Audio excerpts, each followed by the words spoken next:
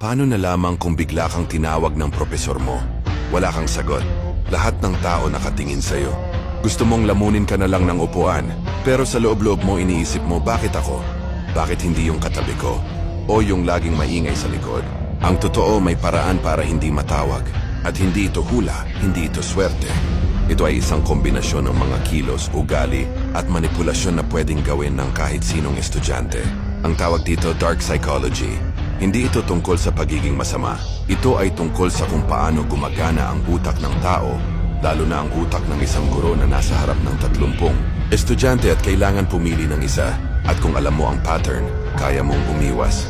Una, tandaan mo ang batas ng walang interes. Ang taong mukhang sobrang handa o sobrang takot ay parehong kapansin-pansin.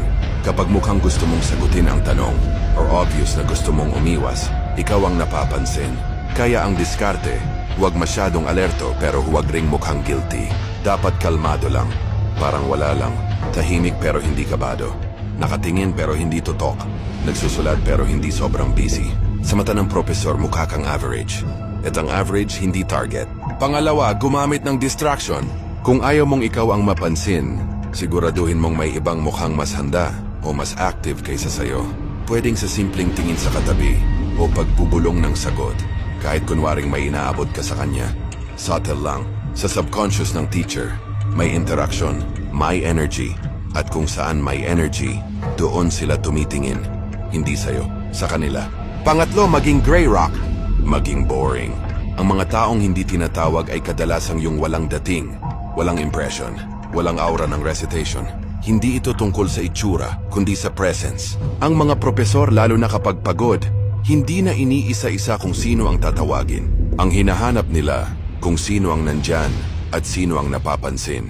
Kung hindi ka nagre-react, kung hindi ka gumagalaw, kung parang isa ka lang sa background ng classroom, may chance na hindi ka nila makita. Parang bato, parang dingding.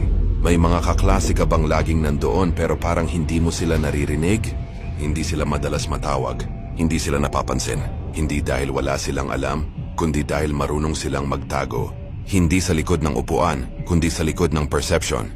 At ngayon alam mo na, ang tunay na kalaban sa recitation ay hindi lang tanong, kundi kung paano ka nakikita, kung paano ka nagpo-project ng presence mo, at kung gusto mong umiwas, hindi mo kailangan tumakbo. Kailangan mo lang matutong hindi makita. Hindi ito excuse para laging umiwas, pero minsan, kailangan lang natin ng pahinga. At kung darating ang araw na wala ka talagang sagot, siguraduhin mo lang na hindi ikaw ang mapili.